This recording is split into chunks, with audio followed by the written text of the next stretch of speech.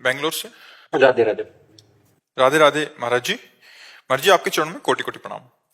महाराज जी, जब हम कोई कार्य करना निकलते हैं तो उस कार्य में हम सफलता मिलेगी या ना नहीं मिलेगी और कितनी मिलेगी, मेरी समझ से ये चार बातों पर निर्भर करता है।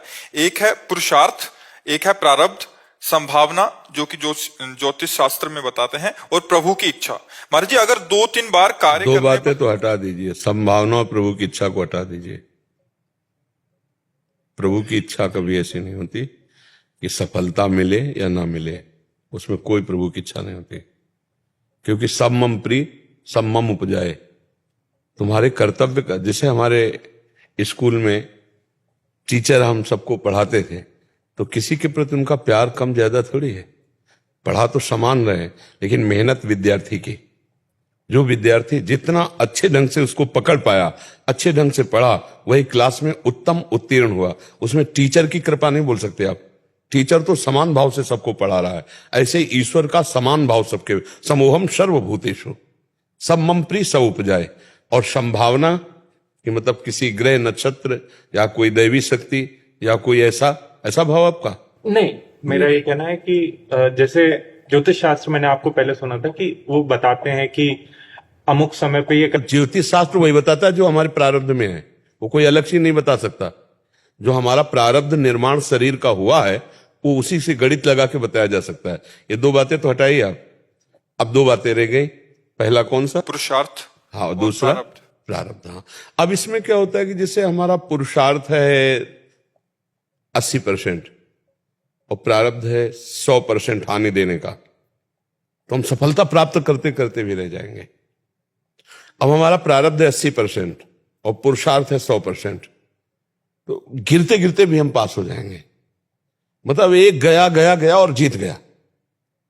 उसमें हमारा पूर्व का जो पुरुषार्थ असत किया गया है वही हमारा प्रारब्ध बन करके इस समय आया है। अब वर्तमान का हमारा सद पुरुषार्थ इतना जोर का हो कि पूर्व किया गया जो हमारा पुरुषार्थ था, जो प्रारब्ध बनकर है, उसको परास्त कर दें। इसीलिए हम कहते हैं नाम जप करते रहो और प्रयासरत रहो और फल में समान भाव रखो। फल में समान भाव न रखने के कारण बड़ी दुर्दशा हो जाती है। जैसे हम कोई भी कार्य करते हैं तो पूरा मन में ठान लिया इतना लाभ होगा ही, और विपक्ष सोचा नहीं कि हानि भी हो सकती है, नहीं भी हो सकता है। ये जरूर पक्का सोचना चाहिए, विपक्ष जरूर सोचना चाहिए। वही बुद्धिमान आदमी है जो दोनों पक्षों को सोच के चलता है, वो मजबूत होता है कि हो सकता है हम फायदे के लिए कर रहे हैं, प्रयास हमारा पूरा फायदे, लेकिन हानि भी हो सकती है, तो सहेंगे यार। पहले तैयार हो जाओ। अगर पहले से तैयार नहीं हुए तो फिर आप परेशान हो जाओगे, डिस्टर्ब हो जाओगे। सुख दुखे समय कृत्वा लाभा अलाभो जया जयो। ये बिल्कुल परिणाम तुम्हारे हाथ नहीं, क्योंकि प्रारब्ध को तुम जानते नहीं हो। प्रारब्ध बहुत बलवान होता है।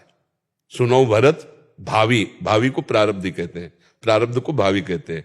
सुनो भरत, वशिष्ठ जी महाराज कह रहे हैं, सुनो भरत भावी प्रबल बिलख कहो मुनिनाथ, हानि लाभ जीवन मरण जस अपयस ये विधिहांस। ये पहले से विधान में खूब मेहनत करने वाला, खूब प्रयास करने वाला असफल पाया गया। कोई ज्यादा प्रयास नहीं, कोई मेहनत नहीं, लेकिन बहुत सफलता प्राप्त हुई, उसमें प्रारब्ध उसका काम कर रहा है। तो क्या हम पशु हैं जो प्रारब्ध के अधीन होकर के हम जीते रहें? हम ऐसे पुरुषार्थ को करें जो हमारे अशुभ को नष्ट कर दे, और अशुभ आए भी तो हमें परास्त न कर पावे। जैसे अशुभ कर्म का फल शरीर पर प्रहार होगा, प्रारब्ध अपना रंग तो दिखाएगा, पक्का रंग दिखाएगा। बड़े चाहे जितने भजनानंदी हो, रंग आएगा आपके शरीर पे। तो अगर भजन ना करते होते तो हालत क्या होती आप सोचो। अब जैसे तो भजन है, भजन मार्ग में है भगवान, तो इसका प्रभाव उतना नहीं पड़ रहा है जितना पड़ना चाहिए। पड़ता तो है, थोड़ी थोड़ी देर में दर्द हो रहा है तो बार बार, पर वो अपने प्रारब्ध अपना रंग दिखा रहा है। लेकिन पुरुषार्थ स्वभाव पड़ गया तो प्रारब्ध हल्का है और पुरुषार्थ प्रबल हो गया। तो हमारा मनुष्य जीवन केवल प्रारब्ध ही भोगने के लिए नहीं है। ऐसा हम प्रबल पुरुषार्थ करें कि हम आगे बढ़ जाएं।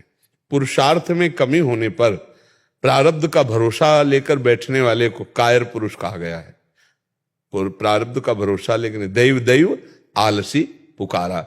अब जो होगा ऐसा नहीं प्रयास हम करते हैं, फिर फल में जो होगा वो भगवान जाने। पुरुषार्थ हमारा प्रबल होना चाहिए।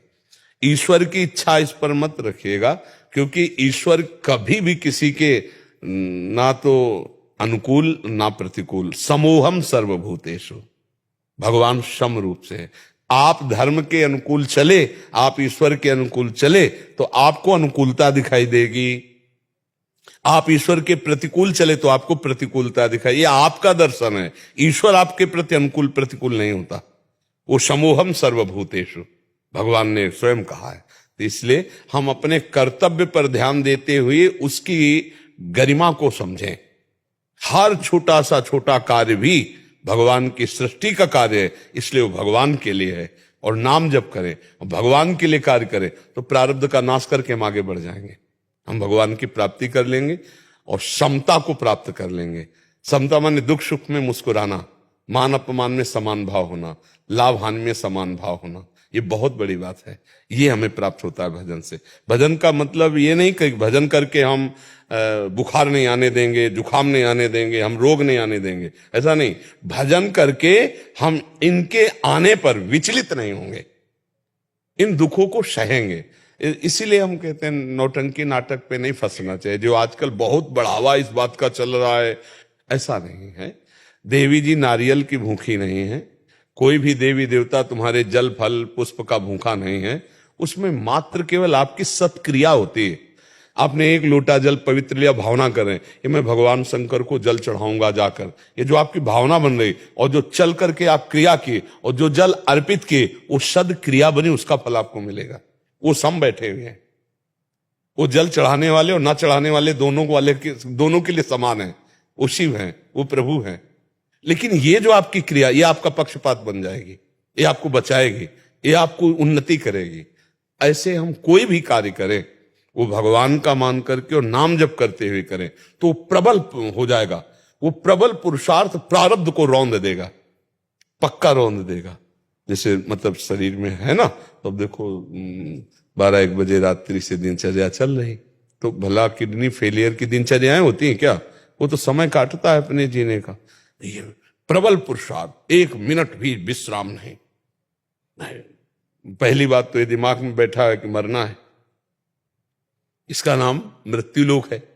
मरना पड़ेगा ना सबको, दिमाग में है कि मरना है। फिर हम पाप क्यों करें यार? फिर समय बर्बाद क्यों करें? फिर मनोरंजन में क्यों खड़े रहें?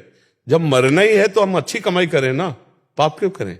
अब रात दिन लगो, नाम जप करो, दूसरों को सुख पहुंचाओ, पुण्य कमाओ, सत्य कमाओ, आनंद कमाओ, राष्ट्र भक्ति, समाज भक्ति, भगवत भक्ति, ये सब उन्नति वाली बातें हैं। तो हमारे अशुभ कर्म आएंगे, इसमें भी बाधा पहुंचाएंगे, लेकिन हमारे पास जैसे ढाल तलवार हो तो सामने से प्रहार को हम रोक सकते हैं। ऐसे ये ज्ञान रूपी हमारे पास तलवार है और क्षमता रूपी ढाल है। सुख दुख को समान भाव से सह गए और ज्ञान के द्वारा हम अज्ञान का नाश करते हुए आगे बढ़ते चले गए। देखो इस संसार में चाहे साधु महात्मा हो, चाहे दुरात्मा पापी हो, सबको मरना है, सबको अपने कर्मों का फल भोगना है। अब हम नई कमाई क्या कर रहे हैं? खास बात मनुष्य जीवन में ये है, तुम पूर्व के प्रारब्ध से धनी के यहाँ जन्म ले लिए या गरीब के यहाँ जन्म ले लिए, पूर्व प्रारब्ध से तुम्हारे को उसका कोई महत्व नहीं हमारी दृष्टि में। हमारी दृष्टि में कि इस समय वर्तमान में आप क्या बो रहे हैं। मनुष्य जीवन देव दुर्लभ कहा गया है। देवताओं के पास ऐसे भोग हैं कि मूर्छित हो जाओगे आप। सुगंध सूंघ के, रूप देख के भोग तो भोगने की बात जाने दो, ऐसे भोग हैं। तो देव दुर्लभ कही गया, इस शरीर को कहा गया सुर दुर्लभ सदग्रंथन गावा। तो देवताओं के लिए दुर्लभ क्या है? वो वहां भजन नहीं कर सकते, बस भोग थोड़ी दुर्लभ है। तो यहां आप मनुष्य जीवन में यदि आप अच्छी खेती बो रहे हो, ये कर्म भूमि है, बढ़िया दूसरों को सुख पहुंचा रहे हो, अपने कर्तव्य का पालन कर रहे हो, नाम जप कर रहे हो और अपने आए हुए दुख सुख को समान भाव से सह रहे हो, तो बात बन जाएगी। समझ पा रहे हो?